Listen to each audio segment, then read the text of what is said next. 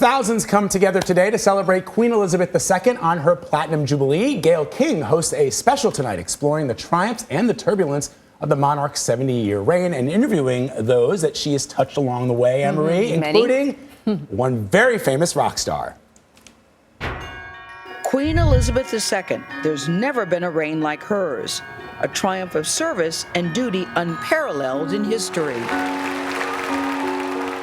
A favorite of one of her most popular subjects, Sir Paul McCartney. Well, she was the Queen during the Beatles phenomenon, so we're kind of linked. Paul's connection to the Queen began when he was 10, and he entered an essay contest on the monarchy for her coronation. His entry described our lovely young Queen. And lo and behold, I actually won it. I won my division. Paul held on to his youthful fascination with Queen Elizabeth. We thought she was a good-looking woman. The Queen? Yeah. Like a babe good-looking? Yeah, just like a babe. Did you ever dream of meeting her or even think that it would be a possibility? No. Yeah, of course not. Because, you know, we're just working-class boys, and she's the Queen.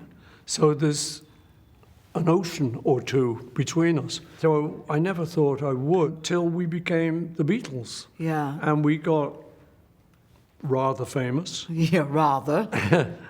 And in 1965, they did meet, when the Queen made the Beatles the first rock stars to be honored at Buckingham Palace. And your big swanky car pulls through the palace gates, and you're inside. So what were you told to do? So you're told to not shake her hand, and you know, if she stops on the line and talks to you, talk to her. Otherwise, shut up.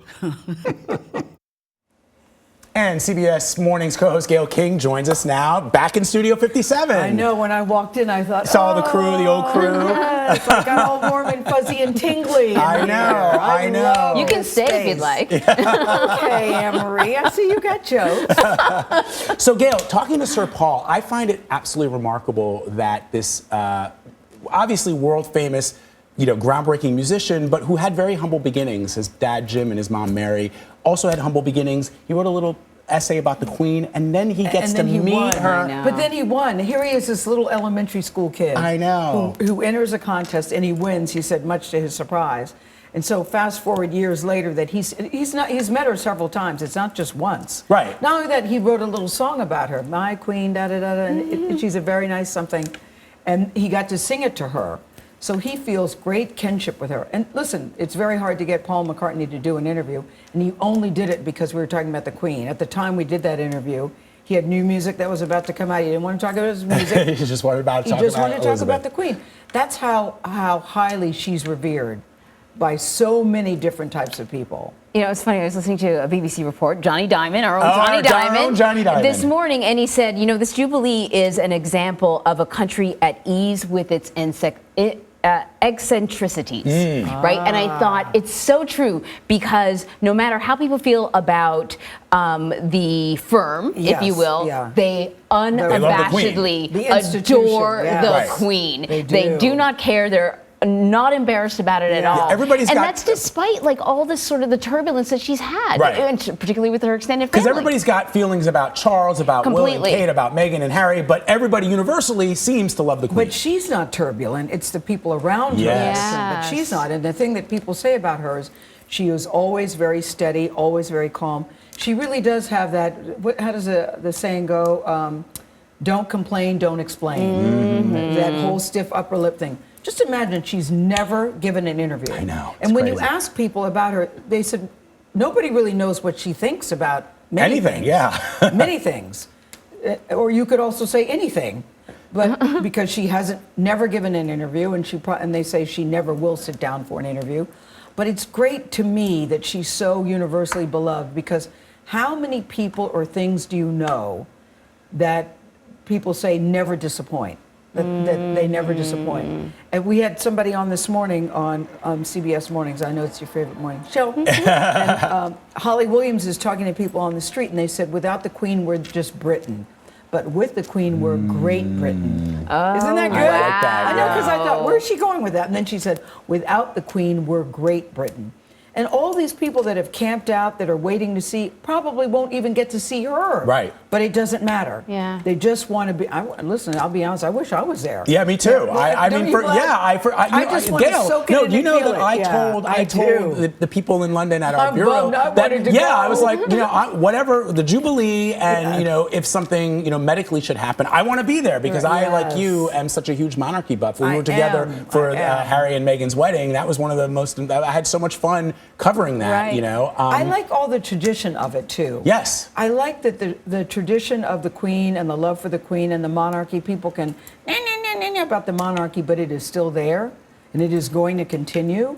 And she is held in such high regard that I like that. And, this morning when she was standing out on the royal balcony, I felt the hair stand up on my neck because you say, just look at her. Right. In her, there she is. Yes. In her It's a powder blue thousand. It's suit. a it's 1,000-year-old funny. institution. Yes. That and to me, like you said, Gayle, regardless of what the monarchy represents, whether we're talking about imperialism or colonialism, Yes. I mean, there's Queen Elizabeth II, and she represents this continuity Yeah, from William the exactly what it is. Conqueror in 1066 Yeah. to 2022. Yeah. That's fascinating. But I think about her as a 20-something young woman who takes this very seriously, that she said she will be here for the end of her days.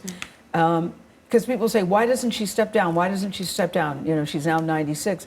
They said because she made a vow to her country. Her whole life. There is a part of me that's thinking, though, that now that you're 70, won't you just take it easy, ma'am, which is what they call her, and let Prince Charles step in? I don't. It'll be interesting. It's funny because you were talking about that balcony shot, and she's there with her cousin. Yes. And I thought to myself, oh, that outfit that that he's wearing, all the and she The is Duke of Kent? Who's yes, the Yes. Duke of Her Kent. cousin. Number one, when he came out, the Duke of Kent this morning, we were all like, who is that? Yes, I know. But I was not. Your I cousin. actually shouted because they were live on the air. I was in the green room waiting to do what to You watch. knew who it And was? yeah, because our sound guy Dave said to me, "Who is that, Vlad?" And I was like, "That's the Duke of Kent. That's the Queen's cousin." And everybody was like, May I "I don't ask, know how if did that you know is." that, Vlad? Because I'm a monarchy buff. That's why. But can I say this, that the Duke of Kent was doing a great job standing there, but you could tell that after a while it was getting to be a bit much. And the Queen was just perfect. Yes. She Yes. didn't budge. She looked in control. Perfect posture. And I was like, oh my Stands God. up straight. She's in her 90s. How about this morning when little Louis stole the show? Oh, I know, yes. And all And facial the Queen is expressions. still just standing Just standing there. And she's standing dealt there with like it when everything is fine. when the other children were like that. Yes. She's seen it all. Mark Phillips also spoke to us on CBS Mornings. And there's one other sort of milestone, right, which we talked about. Yeah, right. Louis XIV of France is the longest-serving monarch in recorded history. Because he started serving at 5. He was 5 years old when he became King of France, but he was a boy 72 king. years. 72 years. Yeah. So you got another 2 to go. You think she's going to do it? Do you think she cares about records? I don't. Do you think she does? Her mom Good lived to question. 101, 102. Yeah. She's 96. Clearly, she's a little frail and she has mobility issues.